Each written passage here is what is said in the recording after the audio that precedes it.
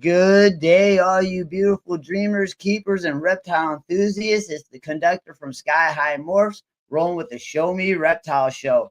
So we got a really good show today. I did redo the intro a little bit. As you guys know, Mike ain't going to be with us no longer. That ain't going to be the official intro yet, but I just had to whip something up together real quick.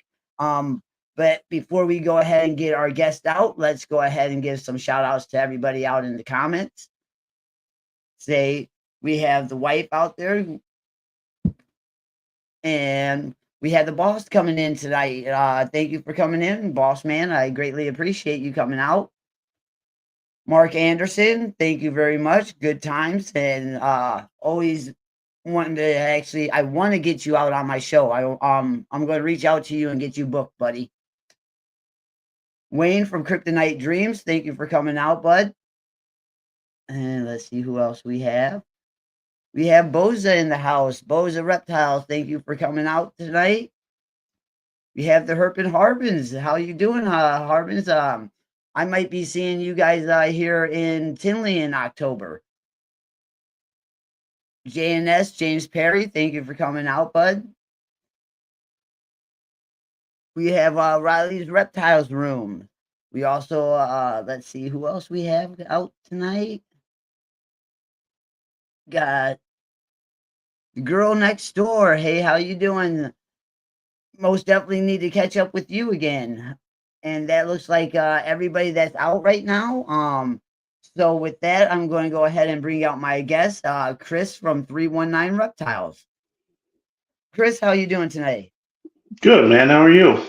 Doing excellent. Doing excellent. It's great to have you on the show. Thank you for coming out tonight. I know you're a very busy man this weekend. And that for everybody at home, could you tell everybody why you're such a busy man this weekend? Oh, yeah. I'm traveling for a graduation party into the depths of southern Iowa. But I committed to the podcast before I committed to the grad party, so I wasn't going to miss it. Awesome. Now, are you coming out to Schaumburg this year? Probably not. We have another grad party that same weekend, so I'm trying to hit SERE in August, and then I'll be at Tinley. I make the Tinleys every year. I grew up in pretty much in Tinley Park, Illinois. Okay. Then I'm going to have to get your shirt size because I planned on making up a couple of special shirts for this October Tinley for all the old 15 minutes of lame contestants and that. Awesome. Yeah. With that, we're going to go ahead and get into the whole meat and potatoes of tonight's episode. And that, so what inspired you to start 319 more reptiles, and where does the name come from? So what inspired me was essentially my daughter. So I've been keeping reptiles on and off since I was like 10 years old. I got a ball python when I was 10. I've kept iguanas, uromastics, chameleons, king snakes, you name it, corn snakes. I kept it pretty much throughout the years, and then kind of was out of it. Didn't even know this whole YouTube community existed. And during the pandemic, my daughter started getting hooked on snake discovery, like a lot of people said, and out of the blue, she comes to me and goes, "Hey, Dad, can I have a snake for my birthday?" And my wife's like, "Would you put her up to this?" And I'm like, I had no hand in this at all. So we ended up getting her a corn snake, and then I kind of started getting the itch to have a python again. And I was like, I might get a ball python for myself. So I did, and discovered this whole YouTube reptile universe, and it just snowballed from there, man. Right. So what sets 319 Reptiles apart from other breeders in the reptile community? Me. Just answer. Dude, I just try to treat people like I want to be treated, You've seen it in the Facebook chats. You see it like people, they don't want the tire kickers. I mean, to me, that's just part of being in business. Right. I just try to treat everybody well, give them as much information as that I can, and grow the hobby. Right. Now, do you do the 319 reptiles full time, or do you have a day job? I have a day job. I'm a engineer for a cereal manufacturing company here in Iowa. Okay. Then would you say, where's your main revenue stream for the reptiles come in from? It? Would you say it's online sales, or is it vending at expos, or? So far, it's been all online sales. I've the most I've put out will be this year. It'll be like 8 to 10 clutches of ball pythons, and then I've been doing the house snakes too, African house snakes, and I'm getting more and more into those. Those things are freaking awesome. But probably somewhere between 15 to 20 clutches between the two species. And so far, everything's sold on Morph Market for me. Okay. I I have the banners. I haven't bought the displays yet to go do shows, but I haven't had to. So I've been lucky in that sense. But as soon as I continue to grow, I'm trying to grow slow. Okay. Um, I like doing everything I can do by myself. It's hard to trust other people to take care of your animals, and One. so I'd like to keep it to that size where I can still manage it. Right. Right. Right. And you said that you don't do expos, so how important is the social media part of your business then? I think varied because otherwise, how do people know me? You know, so I tried to before I even did anything as far as breeding goes. I tried to get out there on YouTube, Instagram, Facebook, all the above. I've even tried TikTok. I haven't really sustained that one very well at all, but and even since the whole band thing, I haven't gotten back on it. So, but I try to keep pretty regular presence on all of those.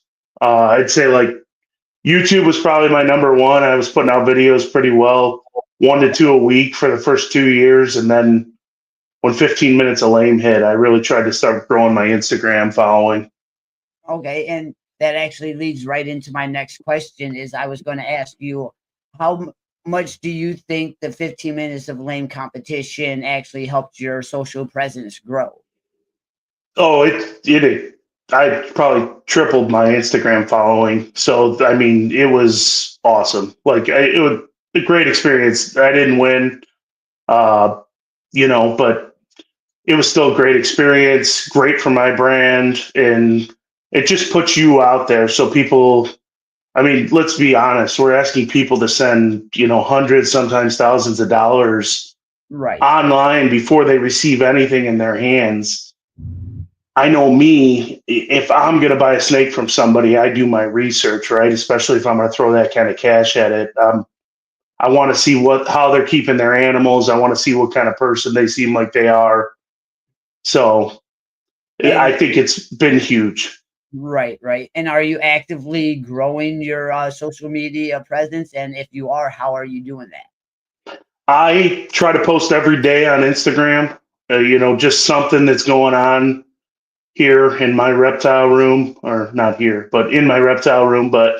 And YouTube, I've got to admit, since the 15 minutes of lame, I've really focused more on Instagram. So I need to get better about that. I'm probably putting out a video every 2 to 3 weeks right now. So trying to keep it interesting where something's happening here, either they're clutch cutting or something going on with the house snakes or the ball pythons. Okay. And what is what is the biggest financial lesson that you've learned since you've started this business?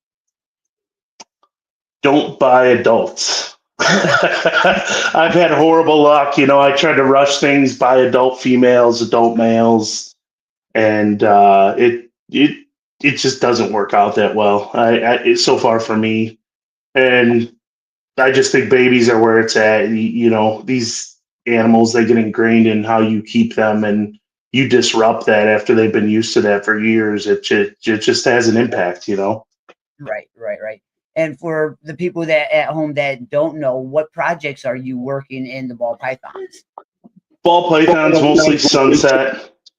I All right, love clowns, so I'm trying to marry those two all right. and work as many genes into that as possible. And where would you like to see that project be and grow to? Right now, I'm trying to hit some triple recessives, sunset clowns with some enhancing genes, be it Okay.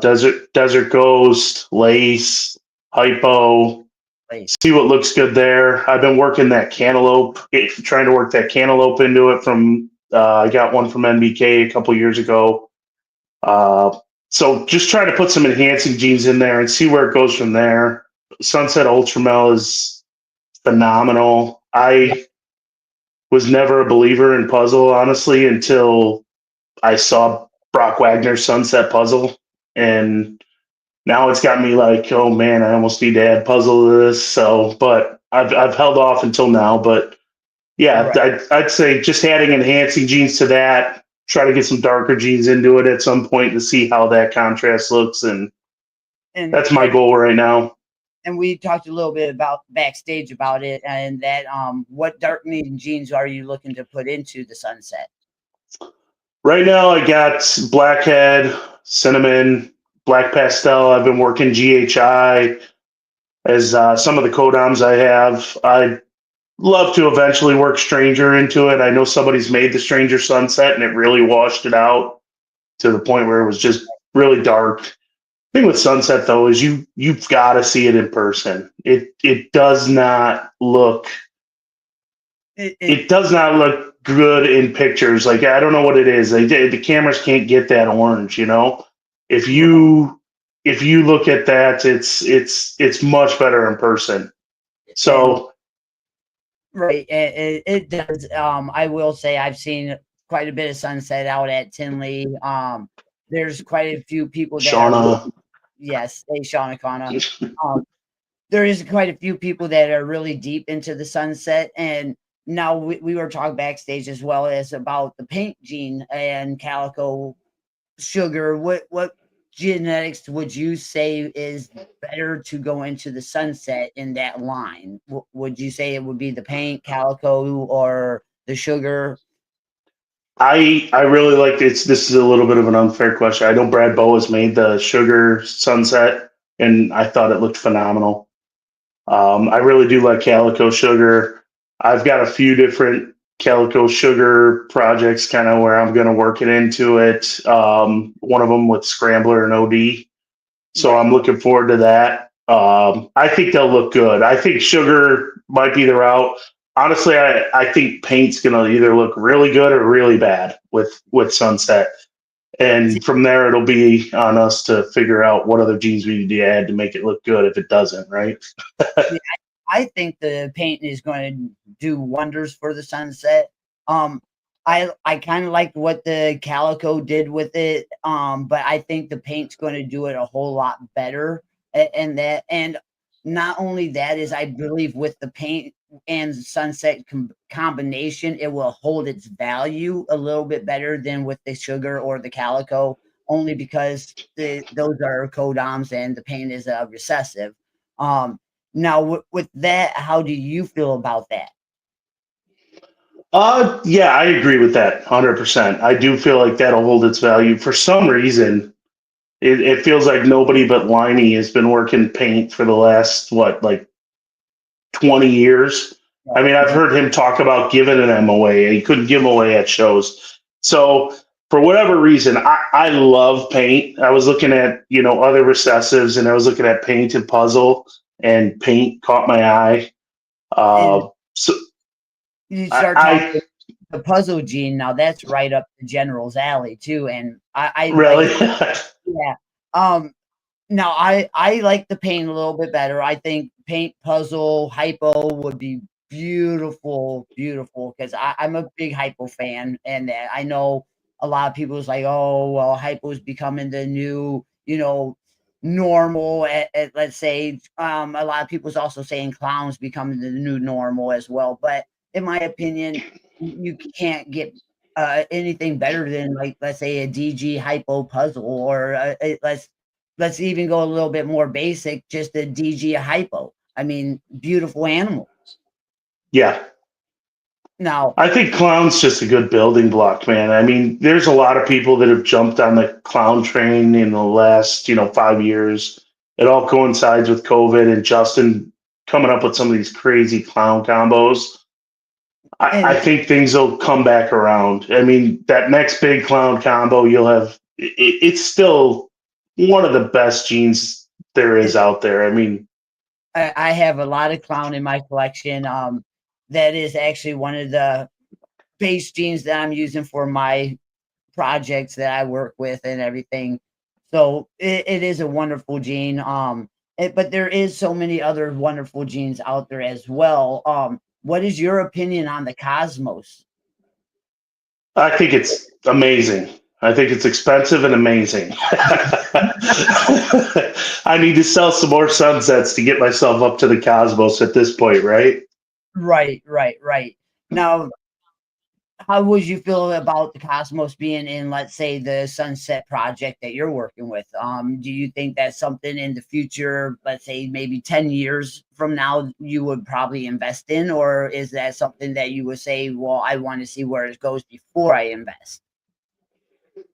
I guess it depends on where I'm at. I've got so many projects right now that are keeping me busy and keeping me planned out for the next several years that I haven't even thought about that yet, to be honest. But if a cosmos fell in my lap tomorrow, I'd be putting it to a female as soon as I could. You Oh, know. I'd be putting it to everything I could. Like, Hmm. that. Mo- Money Go ahead. aside, it's just cost aside. It's a phenomenal gene. It really. I mean, we haven't seen anything like that since the monsoon, right? Like Right. it's just altering. It's very strong. It really alters that pattern, and it's cool to see what it does with other genes.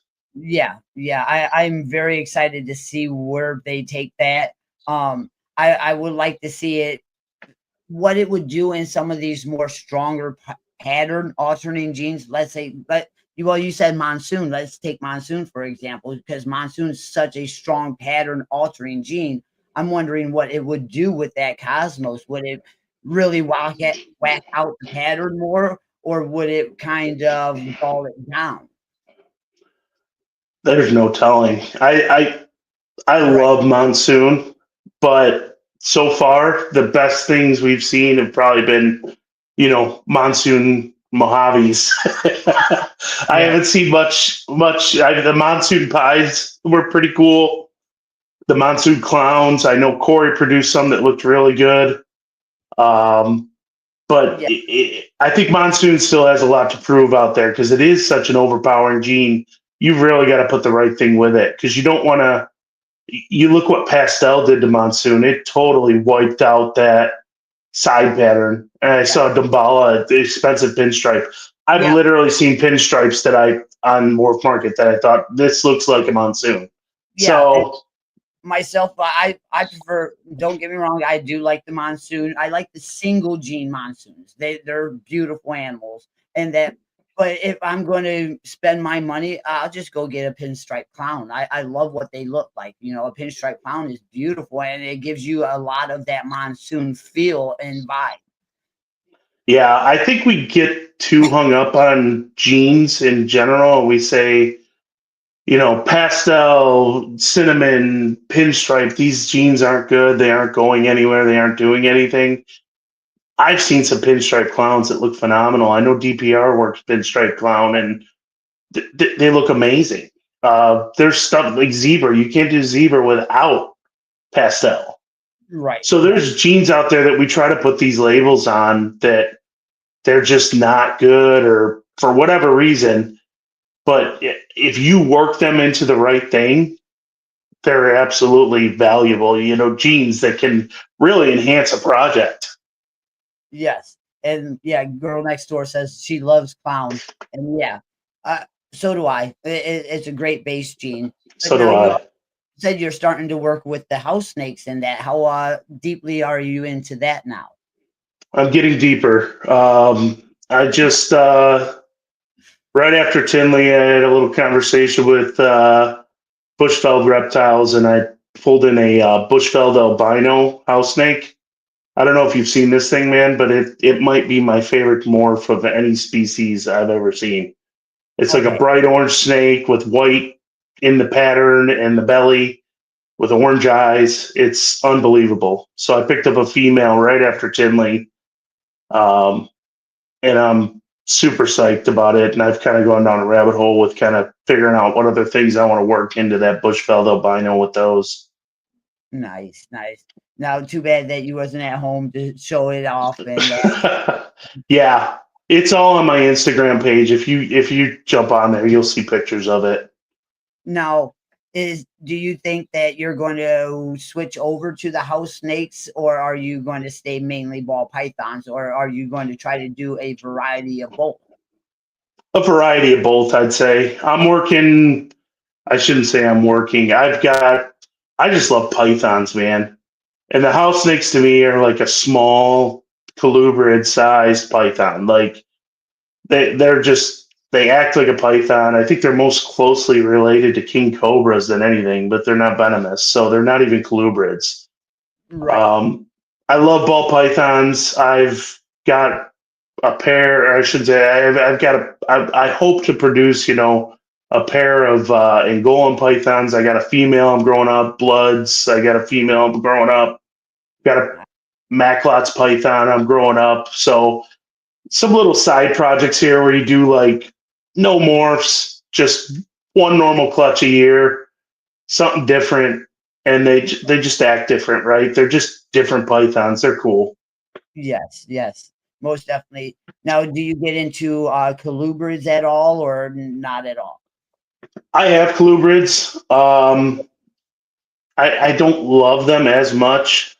I love bull snakes, but it gets a little tricky where I'm at in Iowa because they're native species. So I can't breed them and sell them at local shows and Okay. I've, talked to the DNR and they say talk to the sheriff. You talk to the sheriff, they say talk to the DNR. So you can't find anything, but all it takes is somebody to want to ruin your day and it can ruin everything. So I haven't delved into the colubrids much. I've got some colubrids that we do. I do a lot of school shows in the area at libraries and schools, like reptile outreach shows.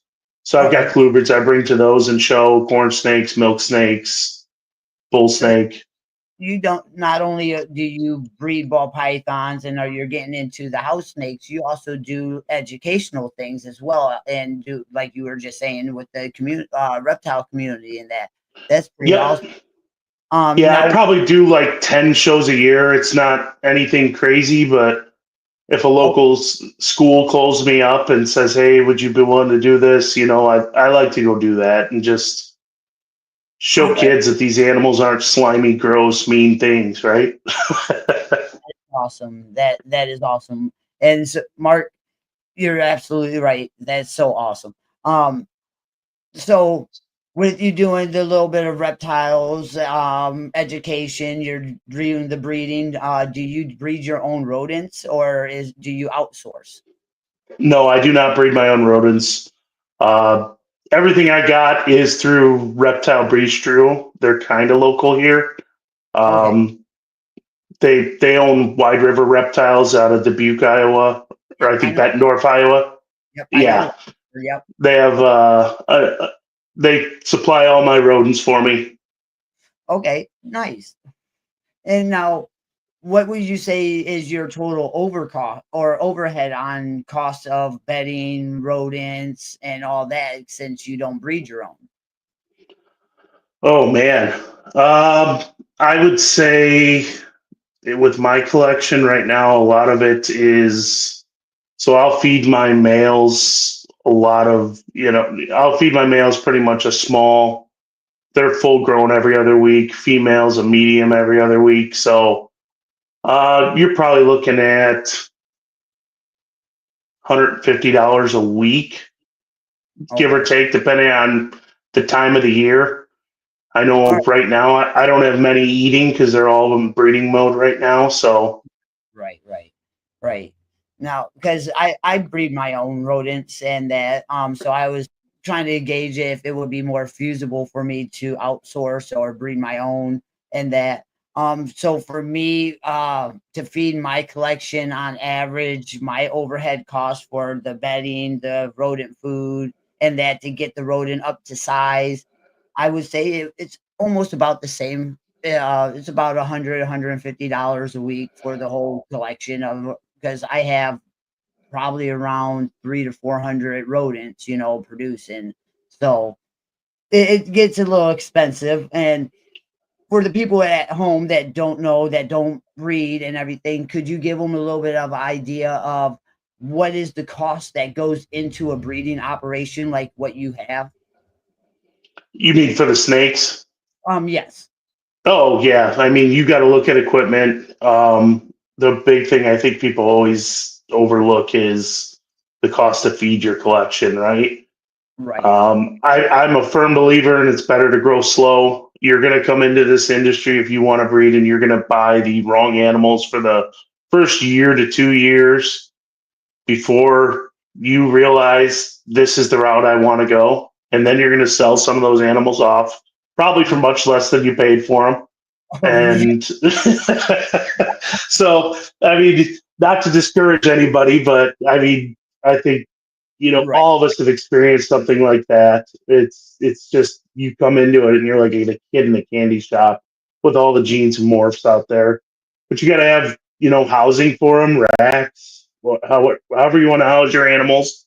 I Right. use ARS racks for the ball pythons, and Yep. So um, yeah, so far I've tried when I first started, caging, like PVC caging and PVC racks. I love the ARS racks for the ball pythons. PVC works better for other things like my house snakes. I keep them in PVC, but it's expensive. It's expensive to get started. If you build your own racks, you better do a really good job, or snakes are going to escape. And now, so, I mean, it's a lot of startup costs. It's better to grow slow.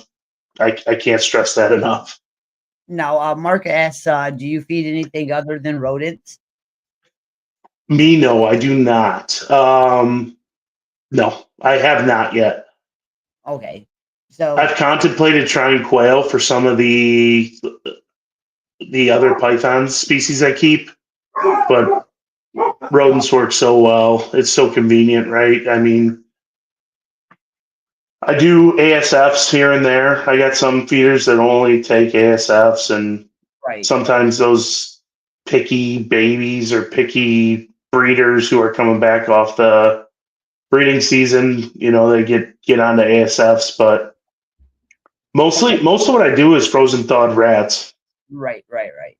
Now, where would you like to see your collection be and your projects be in, let's say, 10 years? Collection, I'd say I'd probably like to be around like 20 to 25 clutches a year. I like to be able to do everything myself. I'm pretty picky about the way things are done. So I my dad's retired. He helps me out by doing like waters a few times a week. But other than that, I pretty much take care of it on my own. My daughters help me out a Oh, lot, but it's under my supervision. I Yeah, 20 25 clutches, I'd say. It'd be the right size for me okay. for And, ball pythons. and where would you like to see your sunset project at? I just want to continue to evolve. Like I said, I'm trying to work some different enhancing genes into Sunset Clown. Okay. I love the way the Sunset Clown looks, but I understand how it ages. There's a lot to be desired there. So work some enhancing genes in, and then some other darker genes for contrast to see what works. Right. Now, how should I put this? Approximately what portion of your operation expenses are fixed and what are flexible? So it is, of course, your feeding bill is a fixed bill, your electric bill is a fixed bill. So how much of which is fixed and which is flexible? All the care requirements are fixed. The flexible is me buying new snakes and replacing other breeders when that time comes. So I'm still in the midst of it right now, of that beginning group of animals that I purchased to start this business. So I haven't had to replace too many. They're, like I said, they've gone through that stage where I said, this doesn't really fit in where I'm headed right now. So I've sold some animals off that I bought that I probably shouldn't have in the beginning, but I've tried to curb that quite a bit. I'm getting to the point now, and I'm sure a lot of breeders get there where you look up what you want on Morph Market and it's not there. It's not available. So then you Right. got to start looking at how to make it yourself or develop relationships with folks to understand who has it and just hasn't put it on Morph Market yet. Right. Right. Right. Now, are you still actively buying right now? Very little. Right now, lately, I've been investing more so in the house snakes Oh, than ball pythons. Right now, ball pythons, I'm kind of in the make it myself kind of phase here. I'd like to add some lace into my collection here at some point. I'm really liking what I'm seeing out of that project as all right. an enhancing gene, and even as what it does to pattern in some situations and combinations. All right. Well, I'm going to take a short little break, and I'm going to go ahead and pay some bills and roll a sponsorship video real quick. Right on.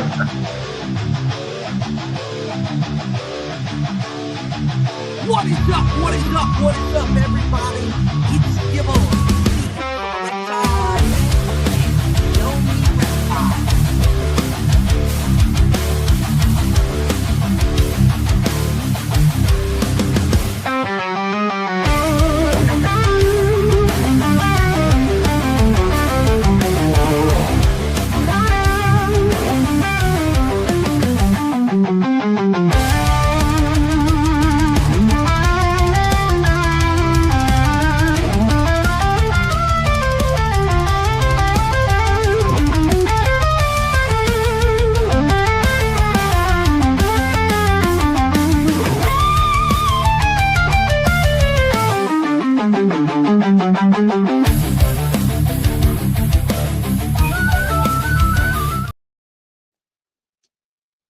All right. Well, welcome back, guys.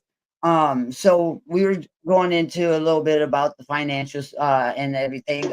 So how much have you invested into your whole collection, the ball pythons and the house snakes and the equipment and everything so far? I'd probably say 50 to 60 grand. Wow. Wow. So how much have you got back so far as return? So far, probably about 10 grand. 10 grand? That ain't Yeah. too um It's like I said, a lot of this initial investments I put like into the investment stuff I got is just coming around this year, next year. okay. So I that's about all I have. I have one more final question. I usually keep it a little bit more lightweight.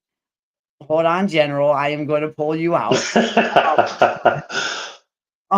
So to be honest, how many times have you pulled open the tub and said, "Well, you ain't supposed to be there"?